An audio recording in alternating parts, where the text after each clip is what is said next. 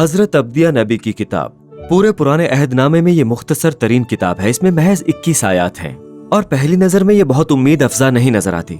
ये अदूम के कदीम लोगों के खिलाफ खुदाई फैसलों की नज़मों का एक सिलसिला है। ये कौम बहरे मुर्दार के साथ इसराइल की हमसाया कौम थी, लिहाजा यहाँ आपकी तवक्को से ज्यादा बहुत कुछ देखने को मिलता है।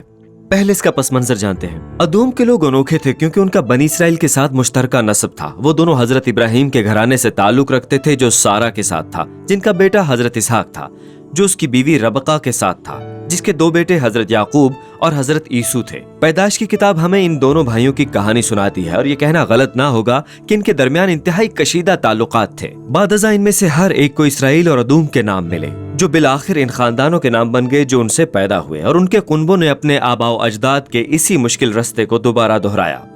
इसराइल और अदूम में सदियों से बहुत ज्यादा तनाव पाया जाता था, लेकिन इसके बावजूद वो इस खानदानी रिश्ते में शरीक थे। और ये वो बंधन है जो यरूशलेम के जवाल बाबुल के अलमनाक वाकयात में बिखर चुका था।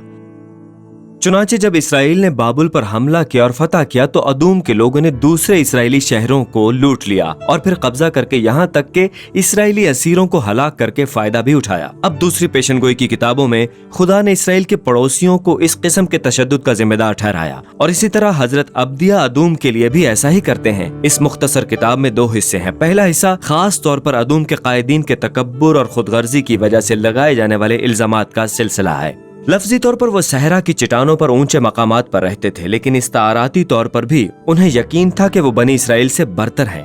और ये वही तकब्बर है कि जब बाबल यरूशलेम को तबाह करने आया तो अदूमी महज खड़े न रहे, जबकि हकीकत में इसकी तबाही में शरीक हुए। और इसी तरह खुदा हजरत अब्दिया के वसीले से कहता है कि अदूम को उनके उरूज से जवाल की तरफ लाया जाएगा। जैसा कि उन्होंने इसराइल के साथ किया है वैसे ही उनके साथ किया जाएगा। अब जब आपको लगता है कि आप इस बारे में मजीद सुनेंगे कि अदूम अपने अजाब को किस तरह से निपटेगा, तो आयत 15 में अचानक ही मौजू तब्दील हो जाता है।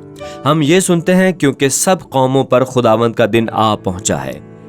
लेकिन हम अचानक अदूम से क्यों बाकी अकवाम पर मुंतकिल जाते हैं? यह आयत का एक टुकड़ा है जो इस किताब के पहले निस्फ हिस्से को दूसरे निस्फ हिस्से से जोड़ती है। जब हजरत अब्दिया ने खुदावंद के दिन का ऐलान किया, न सिर्फ अदूम के लिए, उन्होंने तमाम अक़वाम को शामिल करने के लिए अपनी तवज्जो को वसी कर दिया। और हजरत अब्दिया का कहना है कि वो तमाम तकब्बुर से भरी कौमें जो अदूम की तरह हैं, इसी तरह खुदा के इंसाफ का सामना करेंगी और वो अपने तकब्बुर की ऊंचाइयों से गिरकर तबाह हो जाएंगी। अब इन 2 हिस्सों का इम्तजाज, एक अदूम के बारे में और दूसरा तमाम अक़वाम के बारे में, हमें ये जाहिर करता है कि हजरत अब्दिया इसराइल के इन छोटे हमसाया ममालिक में क्यों दिलचस्पी लेते थे।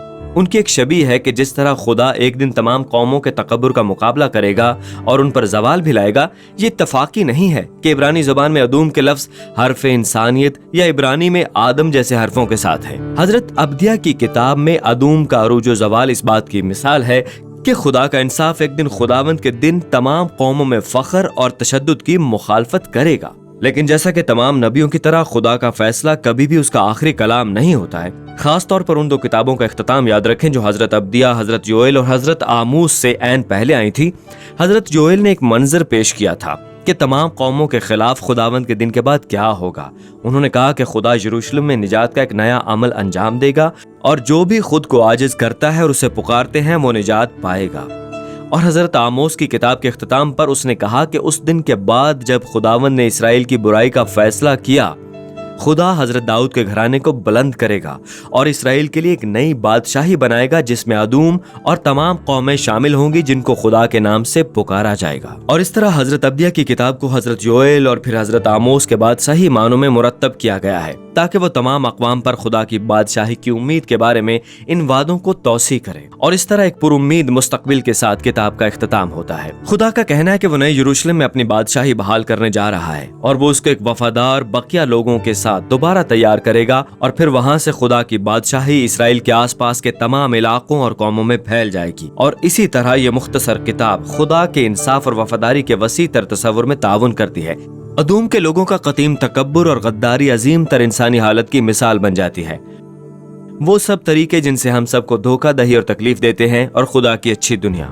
लेकिन हजरत अब्दिया कहते हैं कि उम्मीद है। अदूम का जवाल इस दिन की तरफ इशारा करता है जब खुदा हमारी दुनिया में बुराइयों से निमटेगा, बल्कि तमाम उम्मतों पर अपनी राहत बख्श बादशाही भी लाएगा। और ये थी हजरत अब्दिया की किताब।